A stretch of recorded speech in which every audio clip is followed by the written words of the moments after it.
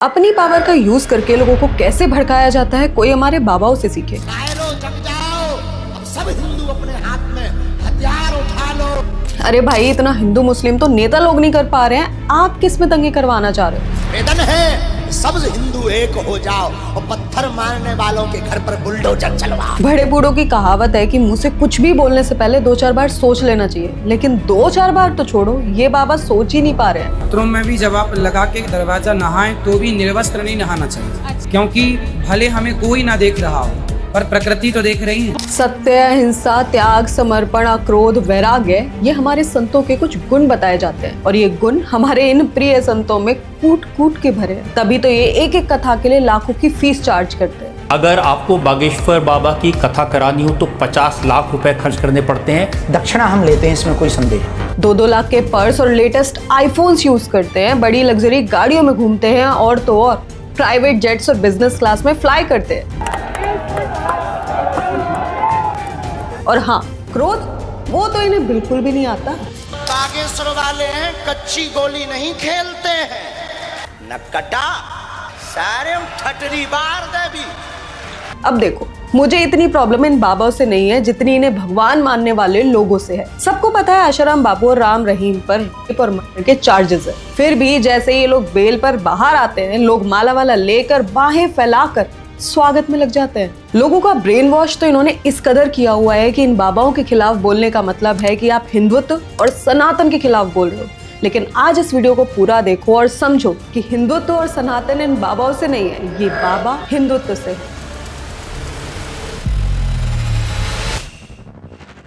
गुरु गोविंदो खड़े काके लागू पाए, बलिहारी गुरु आपने गोविंद दियो बताए। इसका मतलब है जब गुरु और भगवान दोनों सामने खड़े हो तो पहले गुरु के चरणों में प्रणाम करना चाहिए, क्योंकि गुरु ही भगवान तक पहुंचाने का रास्ता होते हैं। लेकिन आज के ये मॉडर्न गुरु, इनके लिए ये भगवान तक पहुंचने का रास्ता नहीं है, खुद ही भगवान है। इनके खिलाफ बोलने वालों को अपने पैर छूने पर मजबूर करना। अब परो पाँव मूड धर के परो मूड धर के पर अरे पर ले फिर से पर। अरे तो आवाज़ सारे बेसलेस तर्क देना। मोर कभी भी शारीरिक संभोग नहीं करते। उन्हें संतानें कैसे होती है? मोर रोते हैं, आंसू गिरते हैं, मोरनी उस आंसू को पीती है और उससे उन्हें संतान होती है।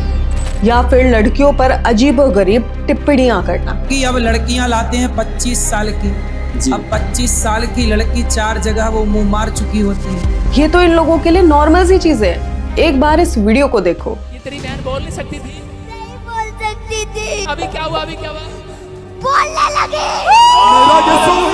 अब इसे देखकर तो एक पढ़ा लिखा डॉक्टर भी ट्रॉमा में आ जाएगा, क्योंकि अब तुम्हें मेहनत करके नीट का एग्जाम देने की कोई जरूरत नहीं है। तुम्हें सिर्फ एक आश्रम में अपनी ज्वाइनिंग फीस जमा करानी है और बाबा का सर्टिफिकेट लेना है और बस अपनी पोशाक बदलो और तुम तैयार। और हमारे बाबा तो खुलेआम कैंसर, ट्यूमर जैसे भारी बीमारियों का इलाज भी आसानी से कर देते हैं।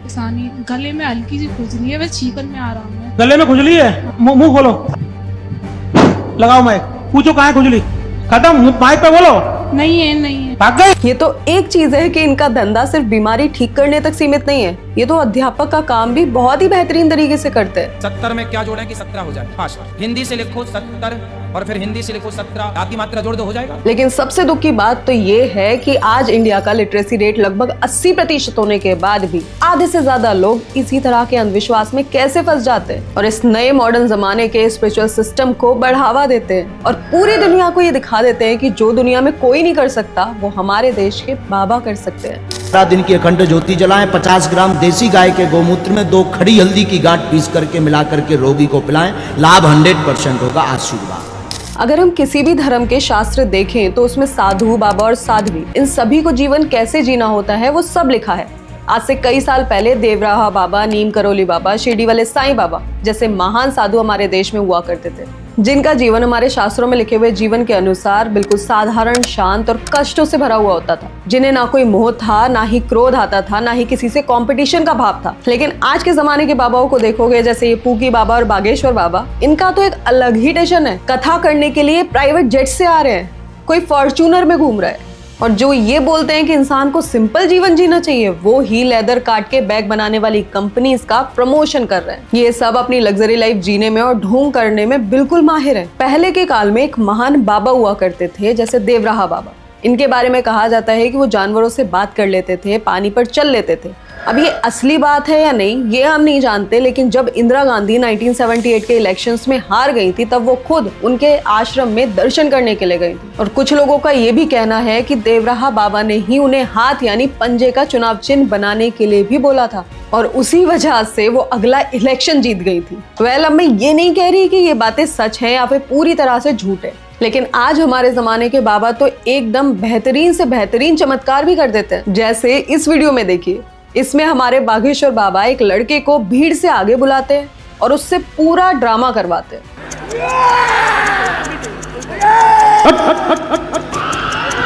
और मारो।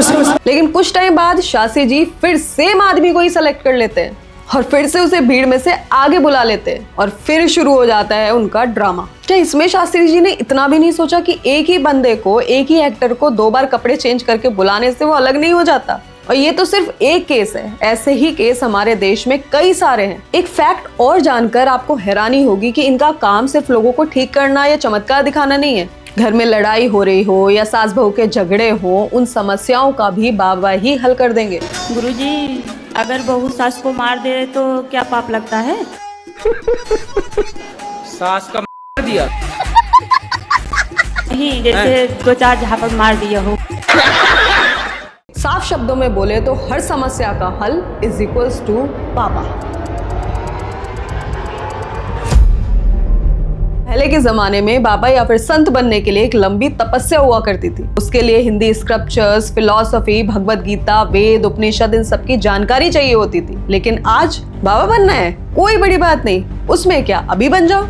इस बच्चे को देखिए, ये हैं अभिनव अरोरा जी महाराज। जितनी इनकी उम्र है उतने साल तो पहले के साधु तपस्या कर लेते थे। अब आप खुद ही सोचिए इन बालकों ने कितनी सिद्धि प्राप्त कर ली होगी। मैं ये नहीं कह रही कि आज हमें स्पिरिचुअल लीडर्स की जरूरत नहीं है, बिल्कुल है, पर इन जैसों की तो बिल्कुल नहीं है। आज भी कुछ लोग हैं जो सच में बाबा कहलाने लायक है, जिन्हें असली स्पिरिचुअल नॉलेज है। आज के इस भागदौड़ के जमाने में जहाँ सब मॉडर्न हो गए हैं, वहाँ स्पिरिचुअलिटी और स्पिरिचुअल नॉलेज देने वालों की सच में बहुत जरूरत है। स्पिरिचुअल नॉलेज से आप किसी की भी मेंटालिटी चेंज कर सकते हो, किसी को भी पॉजिटिव फील करा सकते हो और सबका मन जीत सकते हो। लेकिन कुछ लोग इसी चीज का गलत फायदा उठाते हैं, जो स्पिरिचुअल नॉलेज के नाम पर लोगों को कुछ भी बता देते हैं। हमारे डर्मेटोलॉजिस्ट बाबा अनिरुद्ध जी आचार्य जी महाराज, जिन्हें लोग कुकी बाबा भी कहते हैं, उनका कहना है कि सुंदर बनना है तो गोबर रगड़ लीजिए। गोबर यदि उसको रगड़ते हैं चेहरे पर और उससे स्नान करते हैं तो त्वचा संबंधी जितने रोग हैं वो समाप्त हो जाते हैं। हाँ, हम मानते हैं कि हमारे पुराणों में गाय और गौमूत्र को पवित्र माना गया है, लेकिन बिना किसी टेस्ट के किसी के भी चेहरे पर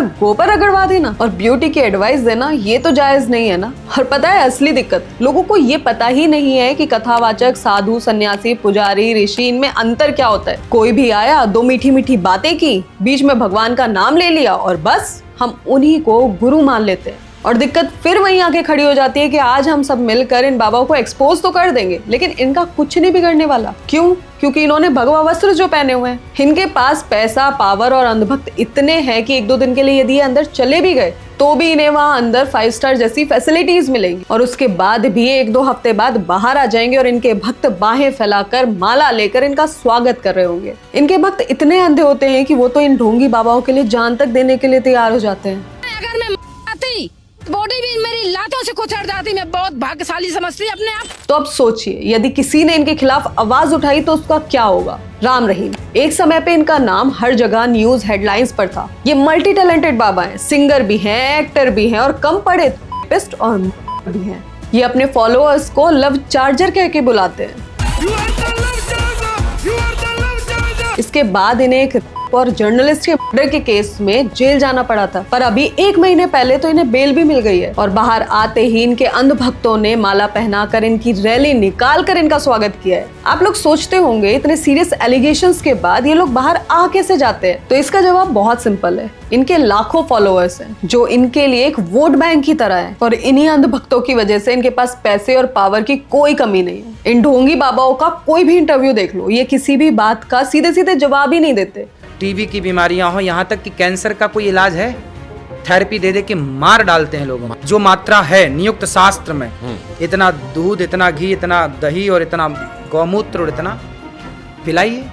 गौमूत्र और हल्दी, ये अच्छा ये बताइए, गौमूत्र में दम ना होती तो बड़े बड़े मेडिकल स्टोरों में गौमूत्र। एक सिंपल सी बात को उल्टा घुमा फिरा कर इमोशनल वे में बोलते हैं और आज की जेनजी जनरेशन उसे पकड़ लेती है और मीम बनाकर सोशल मीडिया पर डाल देती है। फिर हम उसे एक फनी कंटेंट की तरह देखते हैं, लेकिन उन्हीं फनी बातों को कई सारे लोग रियलिटी में मान लेते हैं और फॉलो भी करते हैं। ये ढोंगी बाबा लोगों को मूर्ख तो बनाते ही हैं, साथ में ये हिंदू धर्म का मजाक भी बना रहे हैं और इसी तरह इमोशनल बातें करके अपना सोशल मीडिया का धंधा आसानी से चला रहे हैं। और इनकी पीआर टीम का तो क्या ही कहना, जो इनके बारे में अच्छा बोले उसको तो ऊपर चढ़ाओ, लेकिन जो इनके बारे में सच बोले उनकी वीडियो को डाउन कर दो। कई बार तो ये गुंडे सच बोलने वालों के घरों पे नजर रखते हैं, उनके पीछे जासूसी करने लगते हैं और तो और वीडियोस को डिलीट करने की धमकी तक देते हैं। पता है, जैसे जैसे ये सोशल मीडिया पर ग्रो कर रहे हैं ना, सच बोलूं तो वो दिन अब दूर नहीं है जब ये लोग अपना खुद का एक कोर्स लॉन्च कर देंगे, बैचलर ऑफ बाबा मैनेजमेंट कोर्स।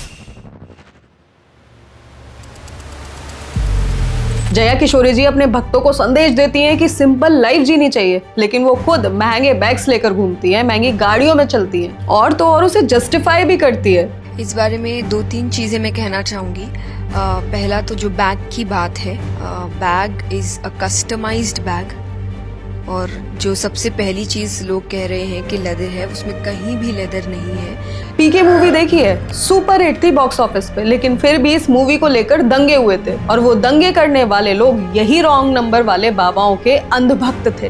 तो अब देखो, इस वीडियो का मकसद किसी भी बाबा, साधु या साध्वी को बदनाम करना नहीं था, ना ही मैं स्पिरिचुअलिटी, धर्म या भक्तों के खिलाफ हूँ। अगर कोई बाबा सिर्फ स्पिरिचुअल ज्ञान दे और लोगों को अच्छा इंसान बनना सिखाए तो वो बिल्कुल ठीक है, पर प्रॉब्लम तब होती है जब ये ढोंगी लोग अपने आप को बाबा से भगवान बनाने की कोशिश करने लगते हैं। अगर साफ शब्दों में देखा जाए तो स्पिरिचुअल नॉलेज का काम है आपको स्ट्रॉन्ग बनाना, ना कि आपको किसी के भी ऊपर डिपेंडेंट बना देना। भगवान पर विश्वास रखिए, लेकिन किसी भी इंसान को भगवान मत बनाइए। अगर आप सच में मन से भगवान को मानते हैं तो भगवान आपको हर जगह मिलेंगे। और सबसे जरूरी बात, अगर कोई आपको ये बोलता है कि भाई बस मुझे फॉलो कर लो, बाकी सब गलत है, तो समझ लीजिए वो एक रॉन्ग नंबर है। वो आपको मन की शांति के पास नहीं, अपने पास बुला रहा है, वो भी अपनी जेबें भरने के लिए। सो व्यूअर्स, आज की इस वीडियो में बस इतना ही। एंड यदि ये वीडियो आपने यहाँ तक देखी है उसके लिए बहुत बहुत धन्यवाद। Please do share this video more and more.